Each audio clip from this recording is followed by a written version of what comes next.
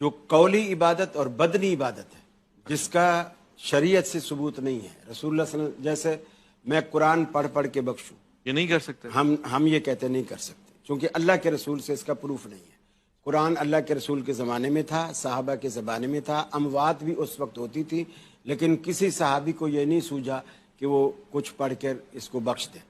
ये फातिहा खानी, कुरान खानी, कुल खानी, बाकर खानी, ये सब बेकरी के आइटम हैं, शरीयत से इसका कोई लेना देना नहीं। एक बात। दूसरी बात ये कि जो बदनी इबादत है, जैसे नमाज है, रोज़ा है, मैं कहूँ कि मैं नमाज पढ़ पढ़ के अब्बा को एक नमाज आज अपनी पढ़ूंगा, एक अब्बा की तरफ से पढ़ूंगा, ऐसा नहीं है। नहीं हो सकता, ऐसा नहीं है। चलो ला युकल्लिफुल्लाहु नफ्सन। हम सिर्फ मैयत के लिए दुआ कर सकते हैं।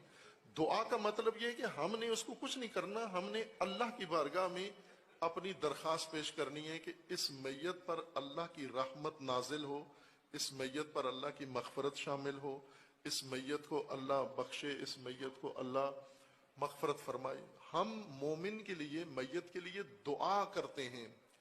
अब दुआ के अलावा जो आप काम करते हैं और हम ये समझते हैं कि ये मैयत को डायरेक्ट पार्सल जा रहा है, ये कुरान फरमाता है कि ऐसे नहीं है। क्यों? कि किसी का अमल किसी दूसरे के खाते में नहीं लिखा जाएगा।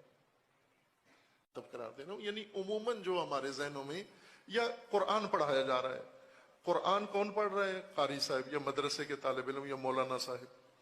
तो ये फेल मौलाना का है, कुरान खानी। अगर इसका अजर है मौलाना को मिल रहा है, कुरान पढ़ने वाले को मिल रहा है। हम अमूमन कहते हैं ये जो कुरान पढ़ा गया है ये सारा पैक करके ये मैयत को पहुंचा दिया जाए। अल्लाह का फरमान है कि ऐसे नहीं होता, किसी का काम किसी दूसरे को नहीं पहुंचा सकते।